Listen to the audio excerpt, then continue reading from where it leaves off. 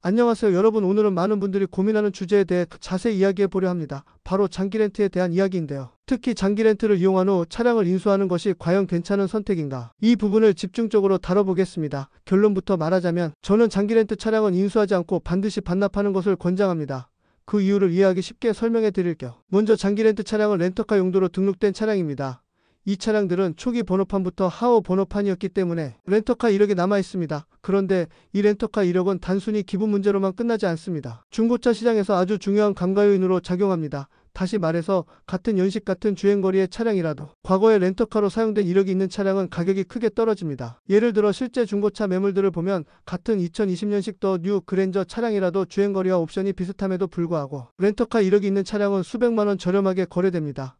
이게 단순히 사고 때문이냐 하면 그렇지 않아요. 외관에 경미한 사고나 교환 이력만 있는 경우에도 렌터카였다는 사실만으로도 가격이 훅 떨어집니다. 왜 그럴까요? 이유는 간단합니다. 렌터카는 누구나 운전했을 가능성이 있고 관리 상태를 알 수 없기 때문이에요. 소유자가 차량을 아끼면서 관리했을지 아니면 막 몰았을지 알 수 없죠. 그래서 중고차 시장에서는 렌터카 이력이 있으면 관리 상태를 의심하게 되고 그만큼 감가가 이루어집니다. 이제 장기 렌트 계약 구조를 한번 보겠습니다.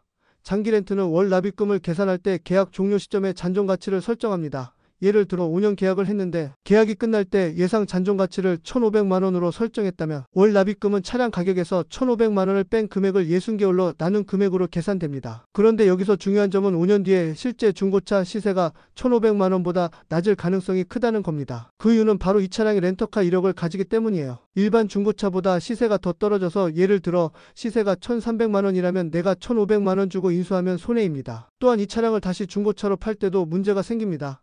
내가 아무리 깨끗하게 잘 관리했다 하더라도 이미 차량 이력에는 첫 등록이 렌터카였다는 정보가 남아 있습니다. 그럼 중고차 구매자는 이 점을 보고 가격을 후려치게 되죠. 결국 내가 차량을 최종 인수해도 향후 되팔 때 감가폭이 크게 발생합니다. 내가 잘 관리했다는 걸 입증할 방법도 없습니다. 차량을 실제로 잘 봤다 하더라도 구매자는 이력만 보고 불안해하기 때문이에요. 그러다 보니 장기 렌트를 이용할 때는 계약 자체를 처음부터 나는 이 차량을 반납하겠다는 목적으로 설정해야 합니다. 그래야 선납금을 넣을 이유도 없습니다. 선납금은 인수를 전제로 넣는 경우가 많기 때문에 반납 전제로 계약하면 굳이 선납금을 내지 않아도 됩니다. 대신 보증금을 내고 계약이 끝나면 돌려받는 방식으로 가는 것이 합리적입니다. 혹시 주변에서 5년 동안 이 차량을 정말 잘 관리했다는 얘기를 듣거나 지인 추천으로 인수를 고려한다 하더라도 결국 내가 그 차량을 다시 되팔 때 문제는 동일하게 발생합니다. 아무리 상태가 좋아도 렌터카 이력은 사라지지 않기 때문이에요. 그래서 저는 장기 렌트 차량은 처음부터 반납을 전제로 하고 내가 관리에 너무 신경 쓸 필요 없이 사용하다가 계약 종료 후 깨끗이 반납하는 방식으로 접근하시길 권장합니다. 또한 이런 장기 렌트 차량을 인수한 후에 정말 내가 폐차할 때까지 탈 생각이라면 모를까. 향후 중고차로 되팔 생각이 조금이라도 있다면 인수는 절대 추천하지 않아요.